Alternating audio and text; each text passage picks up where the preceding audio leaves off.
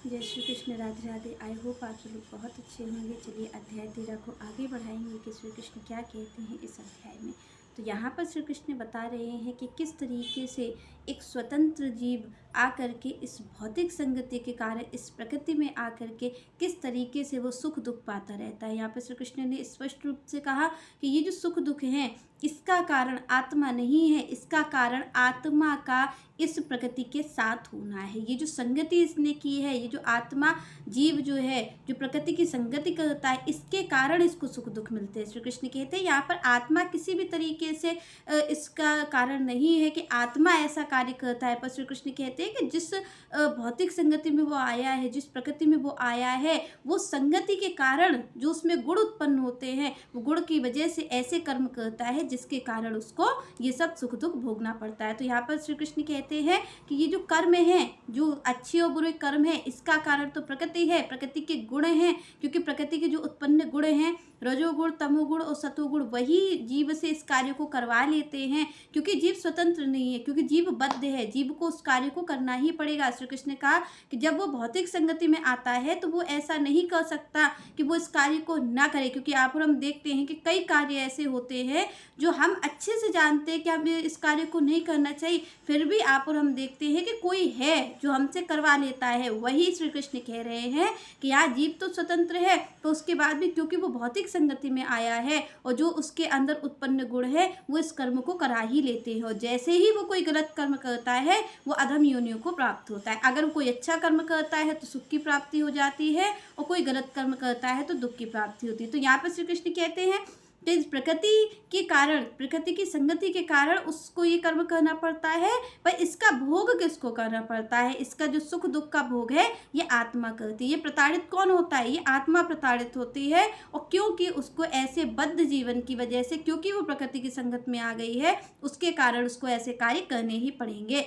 यहाँ तो श्री कृष्ण ने कह दिया, पर इसके बाद भी चाहे भले ही कोई तमोगुणी व्यक्ति हो, तमोगुणी कर्म के कारण उसको अधम योनि मिली हो, अधम से अधम योनि मिली हो, कोई पशु बन गया हो, कोई पक्षी बन गया हो, कोई सूकर कुकर भी बना हो, श्री कृष्ण कह रहे उस वक्त भी मैं उसके ही साथ रहता हूँ। ऐसा नहीं होता है कि मैं ऐसी परिस्थिति आने पर जीव से अलग हो जाता हूँ। श्री कृष्ण ने स्पष्ट रूप से कह दिया कि मैं उस जीव के तब भी संगी रहता हूँ, चाहे भले ही वो सूकर कुकर बन गया है, उसके बाद भी मैं जीव के संग बैठा हूँ। श्री कृष्ण कहते हैं कि आत्मा और परमात्मा कोई अलग नहीं है, चाहे वो जीव किसी भी शरीर को धारण करके आ रहा हो, पर मैं उसके संग ही बैठा हूँ और मैं उसके हृदय में ही निवास करता हूँ। तो यहाँ पर श्री कृष्ण आगे कहते हैं, उपदृष्टा अनुमंता च भर्ता भोक्ता महा ईश्वरा परम आत्मा इति अपि उक्तः देहे अस्मिन पुरुषः परः। यहाँ पर भगवान ने कहा उपदृष्टा, उपदृष्टा, और दूसरी भगवान बात कहते हैं कि अनुमंता। यहाँ पर श्री कृष्ण का उपदृष्टा, उपदृष्टा का मीन से साक्षी, कि मैं आपके हर कार्य का साक्षी हूँ। श्री कृष्ण कह रहे हैं कि यहाँ पर अगर कोई आप अच्छे कार्य करते हो ना, तो आप और हम कहते हैं ना कि भाई विटनेस होना चाहिए, मैंने इस कार्य को किया, कोई देखने वाला होना चाहिए। तो श्री कृष्ण कह रहे हैं मैं उपदृष्टा हूँ, आपके भीतर बैठ करके मैं हूँ वो उपदृष्टा। अगर आप ये कह रहे हो कि भगवान कहाँ पर है, तो श्री कृष्ण कह रहे हैं मैं आपके हर एक कार्य का साक्षी हूँ। अनुमंता, अनुमति देने वाला भी मैं ही हूँ। तो आप और हम अनुभव करें कि जब आप और हम कोई गलत कार्य करते हैं तो हमें ये अच्छे से पता रहता है कि ये गलत है, और आप और हम क्या विचार कर देते हैं कि हमें तो कोई नहीं देख रहा। आप और हम यही तो सोच लेते हैं कि हमने अगर चोरी की तो हमें किसी ने नहीं देखा, हमने कोई गलत कार्य किया पर किसी को खबर नहीं पड़ी, देखो हमने कितनी चतुराई से इस कार्य को कर लिया, कैसे हमने चतुराई से चोरी कर ली, कैसे हमने इसका धन हरण कर लिया, या फिर हमने कैसे इस व्यक्ति को फंसा लिया। कोई सीधे साधा व्यक्ति होता है तो आप और हम उसको फंसा देते हैं, तो हम बहुत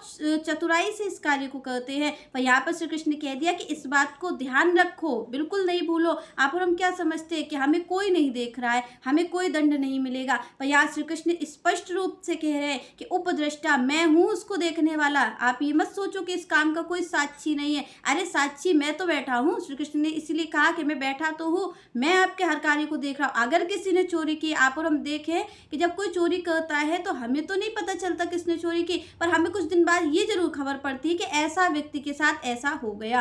क्यों हो गया? क्योंकि आप और हम जानते हैं और हम विचार भी इस चीज़ पे करते हैं कि भाई इसने तो कोई गलत कार्य नहीं किया था, इसने तो कोई गलत कार्य नहीं किया था, हमने तो देखा है इसने बहुत अच्छा जीवन बिताया है, उसके बाद भी इसके साथ ऐसा गलत कैसे हो गया? भगवान कितना निर्दयी है। तो आपको और हमें उस वक्त ध्यान रखना चाहिए कि इस जीव ने जरूर कभी किसी जन्म में ही सही पर इसने कोई गलत कार्य किया है, वहाँ पर उपद्रष्टा बनकर, साक्षी बनकर श्री कृष्ण ने उसको देखा है, तो आज आकर के उसको इस चीज़ का दंड मिला है। तो आप और हम इस चीज़ को स्पष्ट रूप से जान लें, जब भी हम कोई कार्य को करें तो हम जान लें कि श्री कृष्ण कहाँ उपस्थित है, वो साक्षी के रूप में उपस्थित है, वो देख रहे हैं आपके और हमारे कार्य को। आप और हम देखते हैं कि जब हम कोई अच्छा कार्य करते हैं तो हम होर्डिंग्स लगवाते हैं, पैम्फलेट बंटवाते हैं, बहुत बड़े बड़े होर्डिंग्स लगवाते हैं, बैनर लगवाते हैं, जिससे कि लोग जान जाएं कि हम अच्छा कार्य कर रहे हैं। पर श्री कृष्ण कहते हैं बताने की जरूरत नहीं है। क्यों? क्योंकि अगर आप कोई अच्छा कार्य कर रहे हो तो मैं तो हूँ ना, मैं साक्षी बन के बैठा हूँ, आपको कोई और देखने की जरूरत क्या है? मैं हूँ तो सही विटनेस। और यहाँ पर आपको हमें जानना ये भी चाहिए कि श्री कृष्ण केवल साक्षी नहीं है कार्यों के, वो निर्णय करने वाले भी हैं, वो यहाँ पर निर्णायक भी हैं, केवल साक्षी नहीं है। आप और हम ये सोचते हैं कि श्री कृष्ण केवल देख लेंगे और कुछ नहीं करेंगे। श्री कृष्ण देखते हैं और श्री कृष्ण समय आने पर उसका फल भी देते हैं। यहाँ पर क्यों श्री कृष्ण ने कहा कि कर्म प्रधान विश्व करी राखा, जो जस करहि तस फल चाखा। श्री कृष्ण कहते हैं यहाँ पर कि मैं उसके बीच बचाव नहीं करूंगा। आप ये सोचो कि आपने कोई गलत कार्य कर लिया, आपने किसी की चोरी कर ली या आपने किसी का अहित कर दिया और श्री कृष्ण की आप खूब सेवा कर रहे हैं, खूब पूजा कर रहे हैं, तो यहाँ पर श्री कृष्ण की आप इस बात को जरूर ध्यान रखें आप और हम कि यहाँ पर श्री कृष्ण की वाणी क्या कह रही है। उन्होंने ये नहीं कहा कि मैं बीच बचाव कर लूंगा, वो कहते हैं कर्म प्रधान विश्व करी राखा। ना तो आपकी पूजा की प्रधानता है, ना आपकी सेवा की प्रधानता है, यहाँ पर श्री कृष्ण ने कर्म को प्रधानता दी है। जो व्यक्ति स्वतंत्र है वो कर्म के लिए है, तो श्री कृष्ण का कर्म प्रधान विश्व करी राखा। मैंने अगर किसी चीज की स्वतंत्रता दी तो कर्म की दी, और मेरे लिए अगर कुछ प्रधान है, मैं अगर किसी चीज का निर्णय करूंगा तो कर्म के ही आधार पे करूंगा, और जो जस करहि तस फल चाखा। श्री कृष्ण ने कहा कि अगर कोई अच्छा कर्म करता है तो उसे अच्छा फल मिलेगा, और अगर किसी ने कोई गलत कार्य को किया है तो उसे गलत कार्य का दंड भी मिलेगा।